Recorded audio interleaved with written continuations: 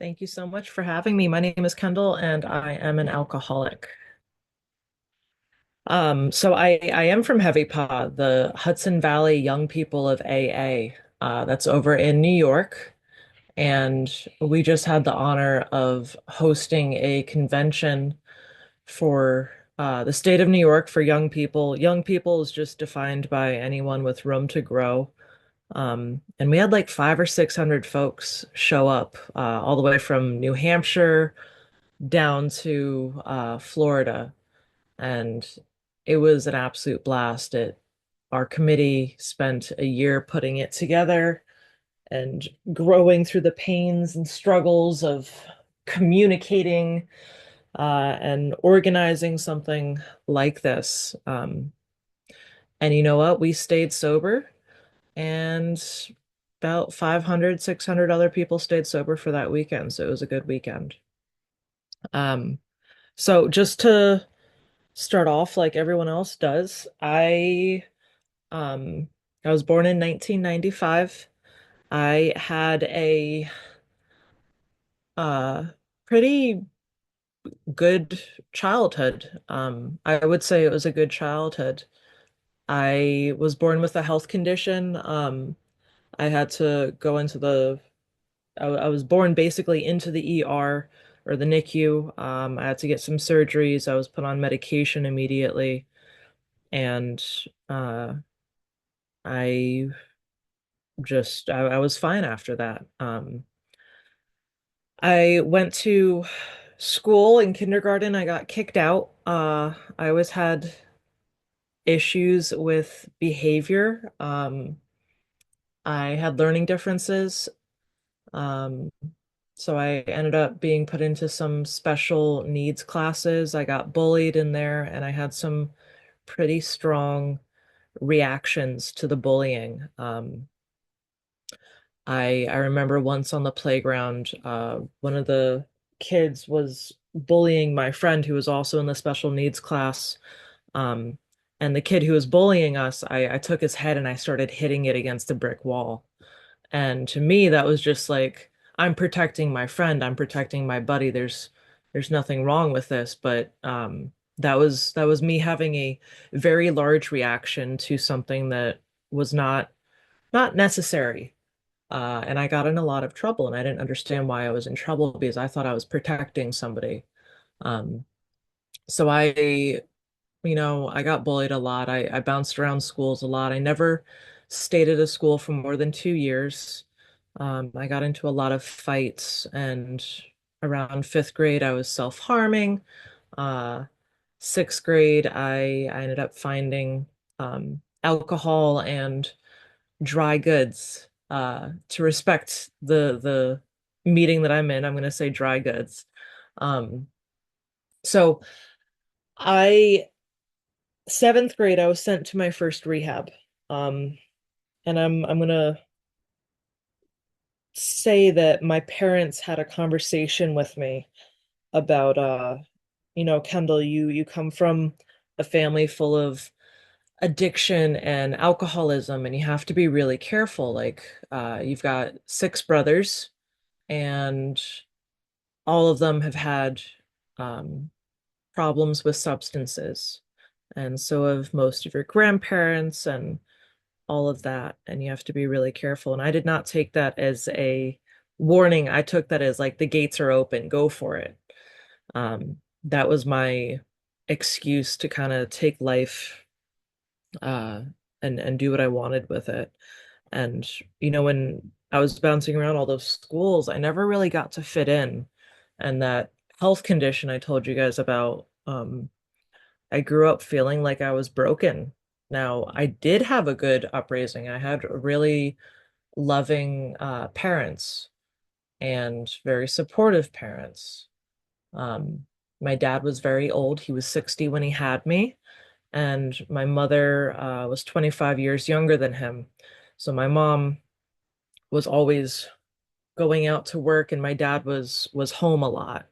Um, and it was difficult because my dad, as I got older, he kind of, the older he got, the less he had to do in my life, the less he was there in my life, and my mom always being away at work. So I got to do what I wanted. So seventh grade, first rehab. I went to rehab for smoking, and I got beat up at rehab for just being someone that smoked weed, and I thought this was kind of crazy. Um, I got out and I said I'm too young to stop.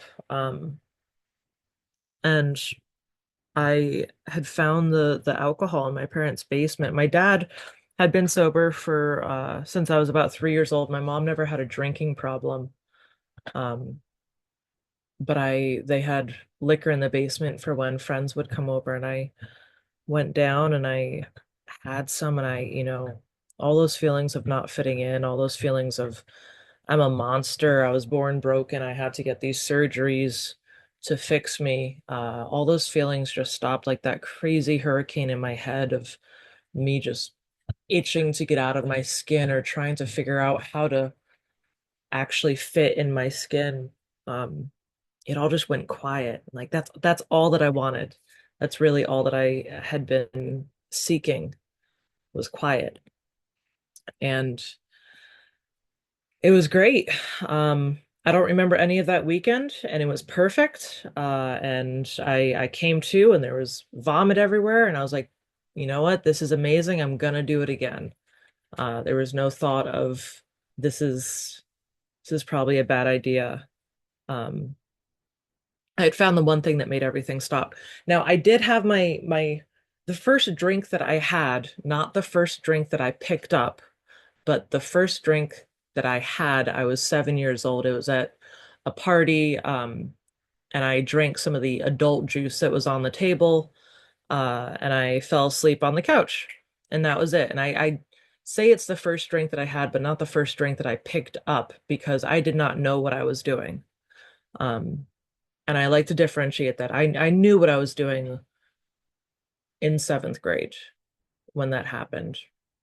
I knew that I was going to be having something that I shouldn't have, and that made people, uh, everyone just kind of got relaxed and silly when they drank. So I thought maybe it would work for me. So skip forward a couple of years. By the time I'm 15, 16, I have gotten into plenty more dry goods. And things that brought me down, not things that brought me up. I was always somebody that I like to call myself kind of a trauma drinker or a trauma user. I want to run away from all my stuff. I'm not trying to experience life and get more out of it. I don't care for any of that. I want it all to stop and go away.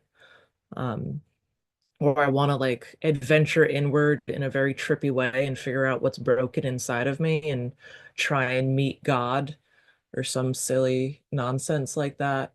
Uh, and I started dealing because if I could deal, I would have more for myself.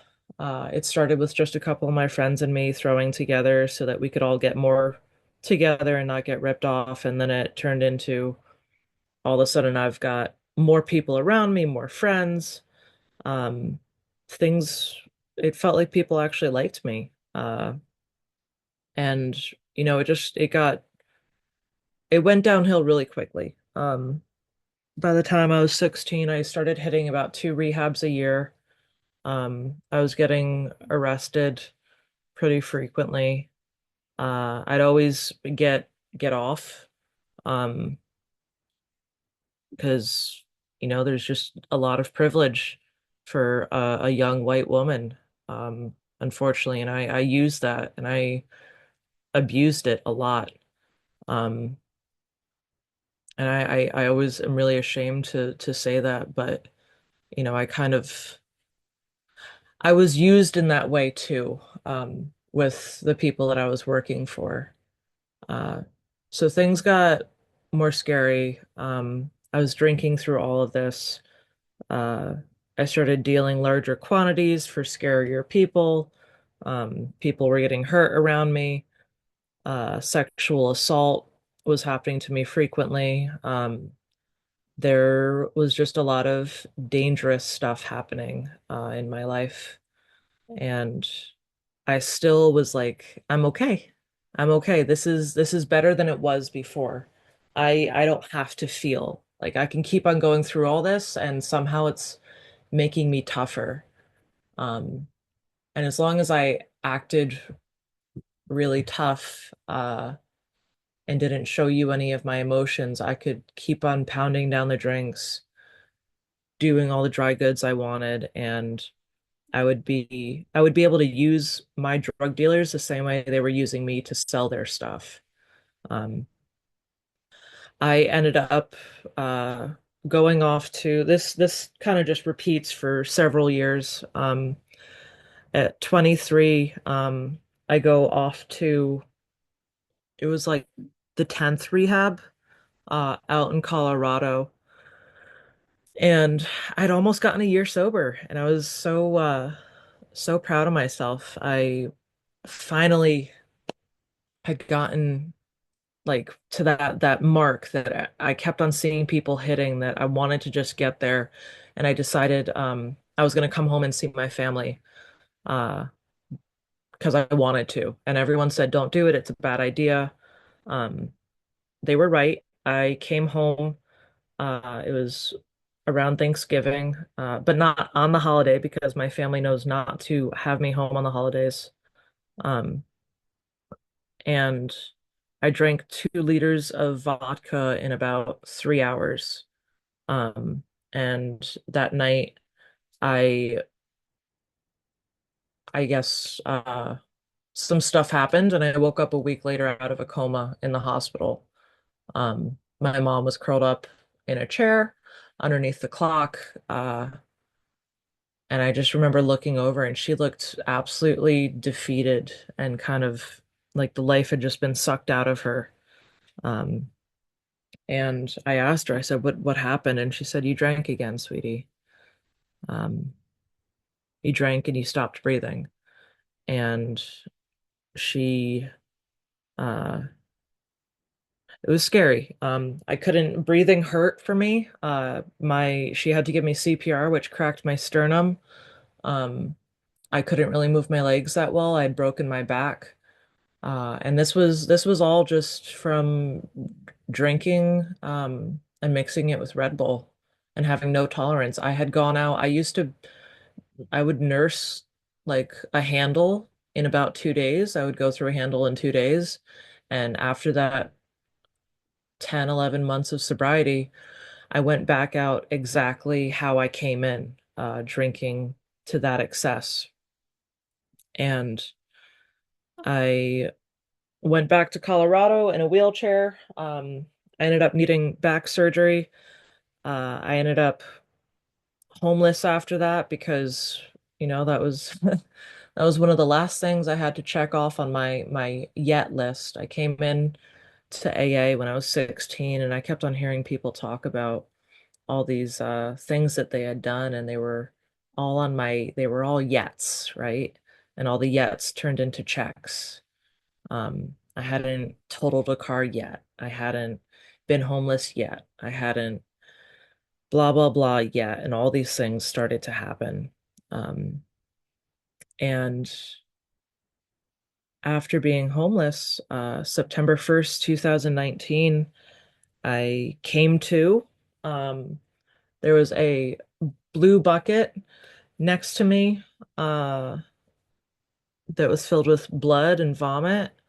And a voice said, "Just do this for yourself. Don't do this for jail. Don't do this for court, for family, for friends. Don't do this for anyone else. Just do it for yourself." And I went to 1311 York Street in Denver, Colorado, and I went to the meeting there first thing in the morning. And then I went to the next meeting and I stayed for the next meeting. And I ended up staying there that entire day. And I kept on saying, "Hi, my name's Kendall. I'm an alcoholic. Hi, my name's Kendall. I'm an alcoholic." And I just kept on repeating that to everybody And I kept saying, I can't stay sober. I can't stay sober. I've been to 13 rehabs. I've been to detoxes. I've done all of this. I can't figure out what I'm doing wrong. And all of you guys treated me with so much love. And it's funny because I came in absolutely feral. I came in dirty. I came in checking some of your car door handles to see if I could break into your car and steal your stuff. Like I came in not a woman of dignity and grace. And I got to see women of dignity and grace and men that held themselves to a standard that meant that women around them were going to be safe. And that meant so much to me. So I threw myself into service. I got a service position as quickly as I could. I got a sponsor as quickly as I could. Um, I knew how to do this program professionally the wrong way. I'd been doing it the wrong way for about 10 years. So I decided, I figured out with the very few brain cells that I had left, if I possibly do the opposite of what I have done, I might stand a chance. So if I just start listening to all of your suggestions and I say yes, and I sit in the front and I don't sit in the back in relapse row, and like I actually show up early and I stay late and I go out to eat and to hang out and I do service, I might stand a chance. And I got through my steps in about 3 or 4 months. My sponsor brought me through the book the exact way it's laid out. They did it quickly. They said that my relief was dependent on how thoroughly and quickly I finished my first set of steps, and I would continue to do the steps after that. I would do the steps with one sponsor, finish it up, and then I'd find a new sponsor because I was a sponge at this point. I just wanted to learn more and get more, and I wanted more. I wanted more. I wanted a bunch of different people's experience. And the COVID lockdown happened, like 5 months, 4, 5, 6 months into my sobriety, and everything was scary for a while. Like we were hearing about people that were just dying, more so than usual. Uh, we'd find out that like somebody had gone to check on Bill, looked in his living room window and saw him dead on the living room floor. Just scary stuff like that. And like that whole time kind of just crunched together. And by the time it was over, uh, I don't know, I'd gotten a year sober. And um, my dad ended up getting really sick around 6 or 7 months sober. Um, and he ended up passing 3 weeks after my 2 years. And my dad is my everything. Um, and I thought I had to find my higher power before that because I was borrowing everyone else's higher power. And when my dad passed is actually when I came to believe in my own higher power. I stopped borrowing everyone else's. I had my own. Um, and that same day, my best friend had drank herself to death. And, a year later, I got to come home. Um, I got involved with YPAA, and from there, everything's just taken off. I've done these. We did a convention. We got to host a convention. We did 9 or 10. We went to 9 or 10 other states' conventions. Uh, I've been given this incredible opportunity to someone who's been doing this workshop, the Hugs workshop at conventions for the last decade, has just handed it over to me and somebody else to carry the torch. Um, HVYPAA, the International Convention of Young People in AA, asked me to put in a speaker tape to be considered as a potential speaker. Um, you know, this whole program, I didn't think I had much to offer when I was 3 or 4 months sober and I was told to raise my hand and be a sponsor. But I just kept on showing up. And the more that I showed up, the more people, the more people noticed me, the more people started to appreciate what I had brought to the table because I always took so much from the table. I always wanted to just be a part of everything. And now I get to be a part of the beautiful cogs that make this whole world keep on moving forward. I always felt like a rusty cog on the table, and now I get to actually be a part of the machine that, not in like the I don't know, fuck the machine, but rage against, right? But I'm grateful to be sober. I'm grateful to be able to do service, and I'm grateful to be here. So thank you. Topic I was thinking would be service.